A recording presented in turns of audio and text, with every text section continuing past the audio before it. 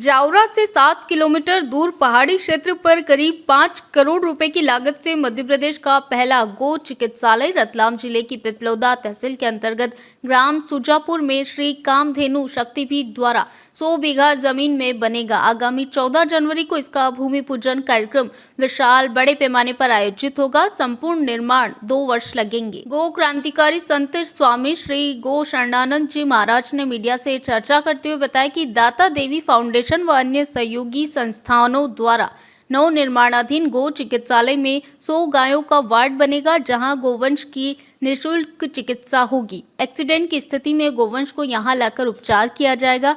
गोवंश के उपचार के लिए एम्बुलेंस की व्यवस्था भी करने का प्रयास किया जाएगा। इसके अलावा देश के हर जिले में 1008 गौशाला का निर्माण किया जाएगा। आगामी 27 अप्रैल 2026 को संपूर्ण भारत के 750 जिले में तहसीलदार के माध्यम से गोवंश की रक्षा व गाय को राष्ट्रमाता घोषित करने के लिए प्रार्थना पत्र दिए जाएंगे। यदि सरकार ने नहीं सुना तो देश के सभी राज्यपाल को अलग अलग प्रांतों से प्रार्थना पत्र देने के उपरांत भी यदि मांग पूरी नहीं हुई तो आगामी 27 फरवरी 2027 को 30-30 गोरक्षक प्रत्येक जिले से 7-7 दिन के लिए धरने पर बैठेंगे। यदि फिर भी केंद्र सरकार ने अनसुना किया तो आगामी 15 अगस्त 2027 को नई दिल्ली में 60 संत आमरण अनशन करेंगे। यदि महामहिम राष्ट्रपति और प्रधानमंत्री ने दोनों मांग स्वीकार कर ली तो महामहिम राष्ट्रपति महोदय व प्रधानमंत्री के मंदिर बनाकर इनकी पूजा करेंगे। पत्रकार वार्ता में हनुमानगढ़ी अयोध्या के संत श्री चैतन्य जी महाराज, उज्जैन के संत श्री रामेश्वर दास और आयोजन समिति प्रमुख देवेंद्र शर्मा मौजूद थे। स्वामी जी ने आचार्य निकेतन कृष्ण जी महाराज द्वारा आगामी 8 से 14 जनवरी तक गो भागवत कथा व दिव्य महादरबार की जानकारी भी मीडिया को दी है। क्यों बैठ रही है? क्योंकि वो अपनी घर वापसी चाहती है।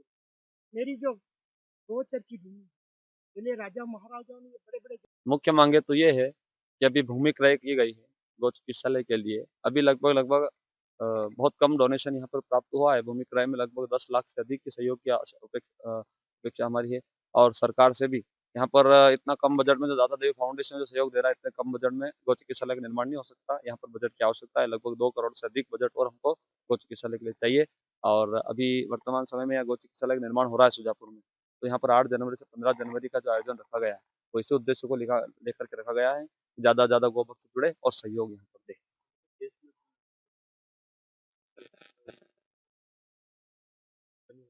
हमारे गोपाल परिवार के द्वारा तो लगभग 500 से अधिक गौशाला संचालित हो रही है, लेकिन 16-17 गौ चिकित्सालय का निर्माण या 16वां-17वां गौ चिकित्सालय यहाँ पर निर्माण होगा।